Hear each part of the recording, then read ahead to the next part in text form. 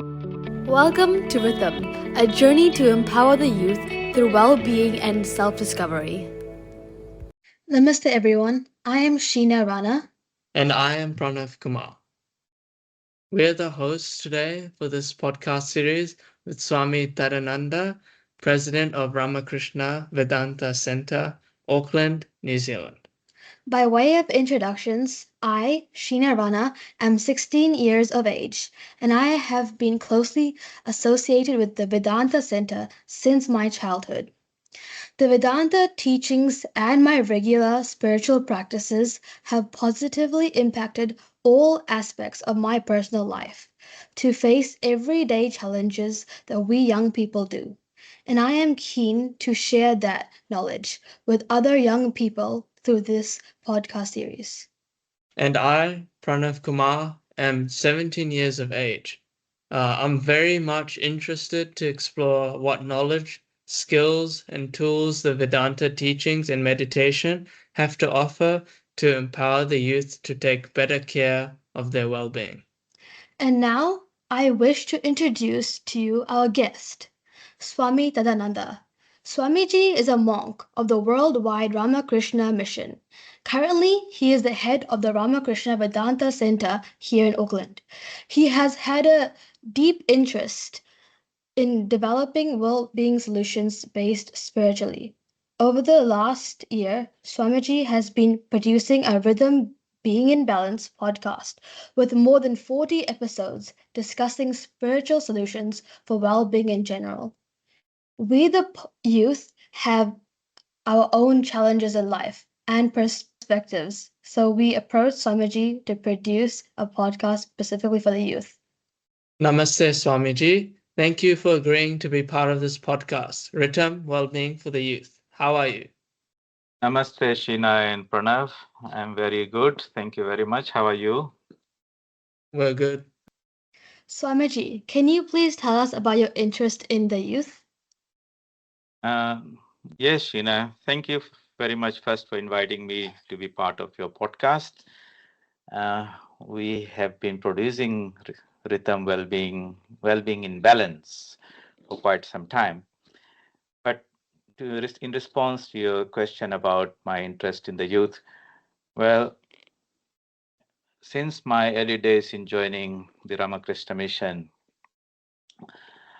back in 1993, I have been posted to mainly educational centers in India, residential schools, being in charge of the Vivekananda Institute of Languages in Hyderabad, where we had about 12,000 students, mostly young people.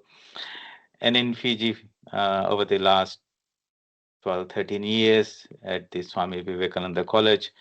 So all this interaction with the students, their education, their upbringing has given me some insight about how they think, their perspectives of life, the challenges they face as they prepare for the journey in life.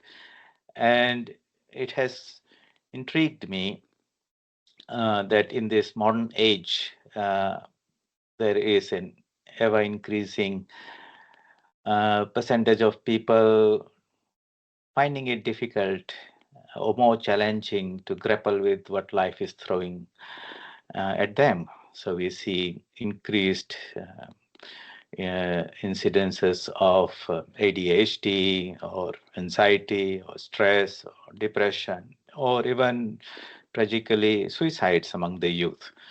And it touched me as something as very concerning. So I have been thinking about how we can devise some solutions to empower and help the youth using spiritual solutions.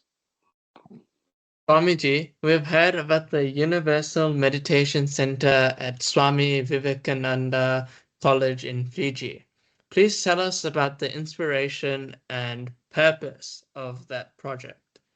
Yes, Pranav, that was very interesting. So I happened to be posted in Fiji in 2008, and at our Fiji center we have a high school co-education high school. Uh, Incidentally, that's the first private secondary school in Fiji, which just celebrated its 75 years of service there. It got 1,000 students, and as part of the ministry's curriculum, you learn the various subjects of chemistry, maths, physics, English, and all that. These ultimately prepares one to get maybe admission into university, and then you continue your education and become a professional, maybe a doctor, teacher, engineer, architect, or whatever. And and that helps you earn a livelihood at best. But life is much more than just being a worker in a place where you're just going to earn some money. You know, you got your personal life, you've got your social life, you have your spiritual life, cultural life, and of course your spiritual life. That is the core of your being, where you are grounded or not. So that particular aspect of education was not being provided by the education system that comes from the Ministry of Education. And we thought that is important, that we should empower people with that knowledge by which they can have greater understanding of themselves, their own minds, develop that power of concentration first, and then apply that concentrated mind to master the subject matter. And so what we did was we built a meditation center that cost us about $2.1 million, beautifully designed by the heritage architect of the Sydney Opera House, a wonderful, beautiful building. But the whole idea was that we will add training in the art of concentrating and mastery of the mind to what was being delivered through the regular education system by the teachers. And that being our specialization as monks, that's what we learn about the mind and the spirit, the internal dimension of our being. We thought we should share that knowledge with the young generation. And then they would be better equipped when they go out into the world, much stronger, more resilient, be grounded in themselves, and be better equipped to face whatever life has to challenge throws at them.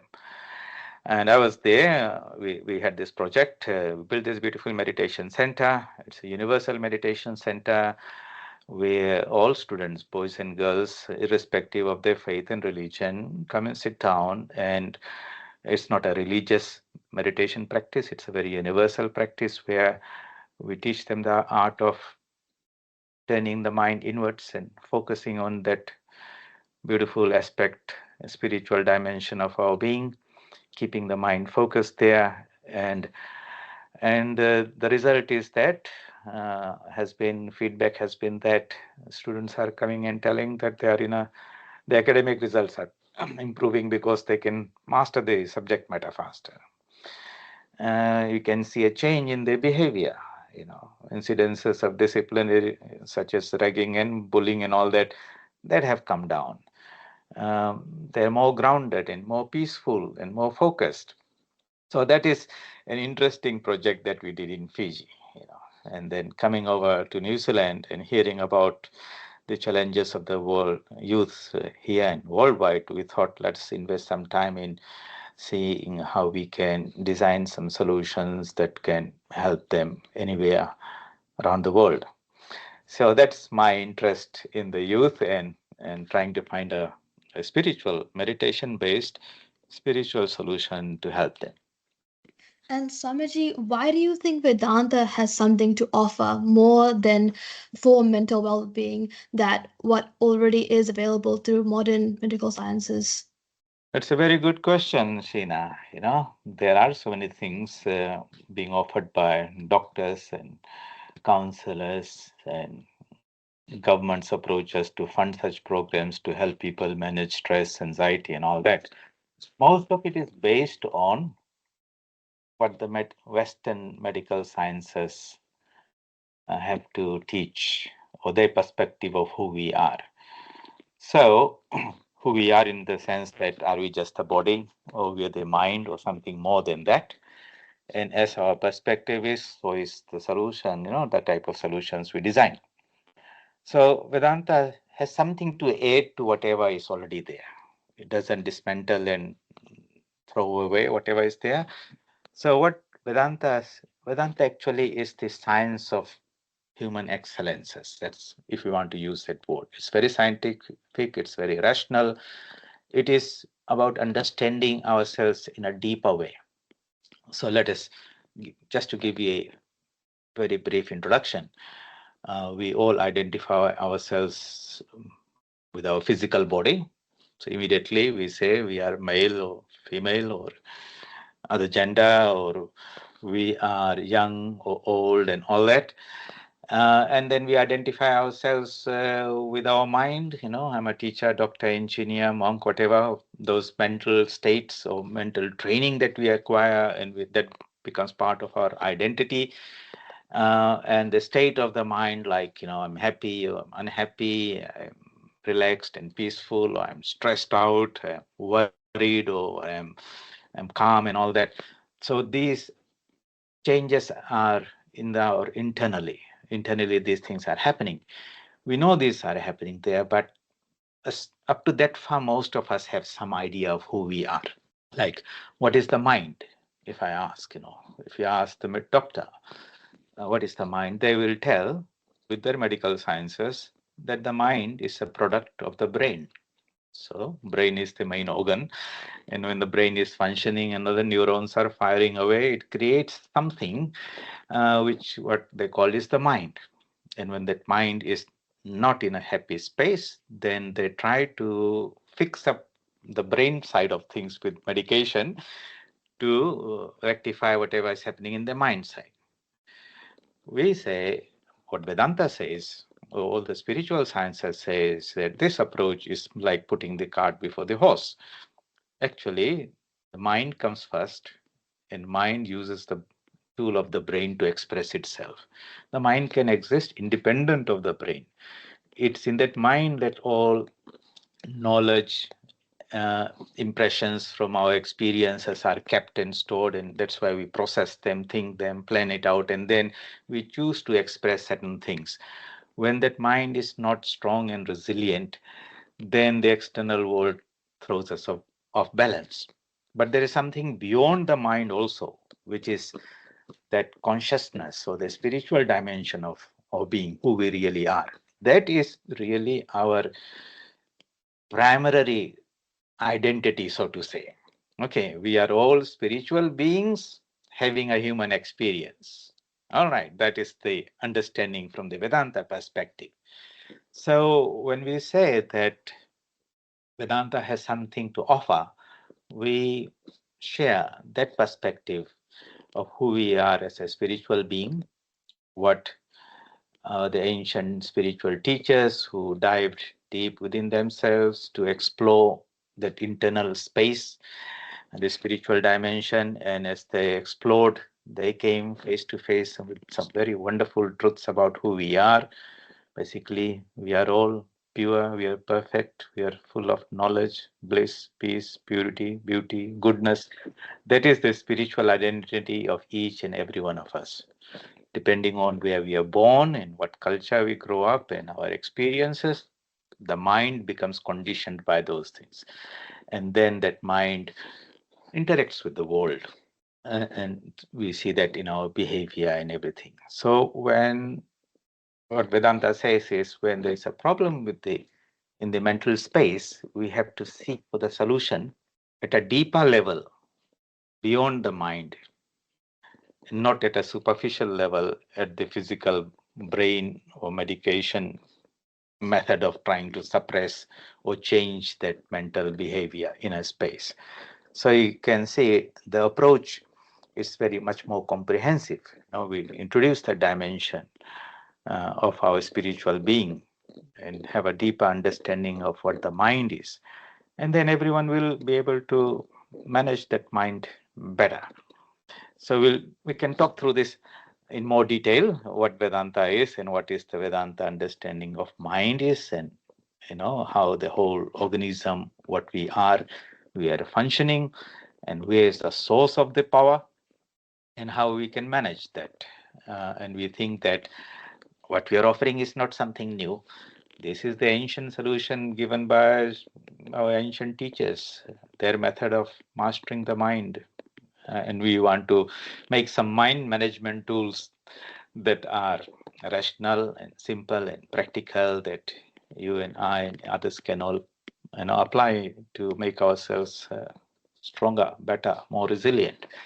So that is why we think that Vedanta has something to offer than what is already available there.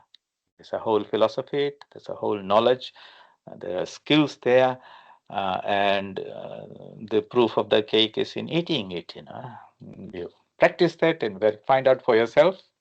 Okay, whether it's working for you. If it's working, then you've got another tool in your kit to look after yourself. Okay. I think that is a great introduction to our listeners to our podcast series. Our listeners would be interested to know more about Vedanta and meditation. Is it religious? Can anyone practice meditation? Shall we go a little deeper to understand the Vedanta teachings in the next episode? Yes, so let us take it step by step, and I look forward to meeting you again and discussing this further in our next episode. Sweet. Thank you, everyone. Thank We you. look forward to seeing you in our next episode. Namaste. Thank you.